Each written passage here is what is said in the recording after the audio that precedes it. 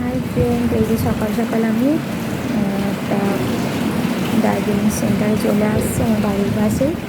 আর আমার আজকে একটা আল্ট্রাসোনোগ্রাফি হবে, সারাদিন হবে, মানে আধা ঘন্টা অন্তর অন্তর। যেহেতু আমার বাড়ির পাশে মেডিকেলটা, সেজন্য অসুবিধা নেই।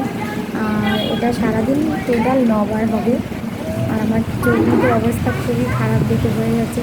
আমার গত 3-4 মাস ধরে পেটে যন্ত্রণা করছিল। আমি ভাবছিলাম নর্মালি, কিন্তু ডক্টর দেখিয়ে বললে, ডক্টর বলছে নর্মাল না, একটা আল্ট্রাসোনোগ্রাফি করতে হবে। আমি প্রথমে কিডনিতে স্টোন পড়েছে, কিন্তু না, উনি একটা অন্য ইঙ্গিত দিচ্ছে। সেই জন্য আমি আজকে আল্ট্রাসোনোগ্রাফিটা মানে 9 বার ধরে হবে সারাদিন, আধা ঘন্টা অন্তর অন্তর। ওই জন্য এখন বসে আছি, এখন বাজে 8:30। আর নার্সিংয়ে বসে আছি এখন। ডক্টর আসলে আমাদেরকে ডাকবে, আমার প্রেসক্রিপশান করা হয়ে গেছে।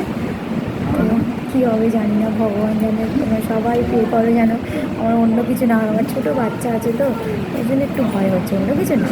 তারপরে ভগবান ভরসা।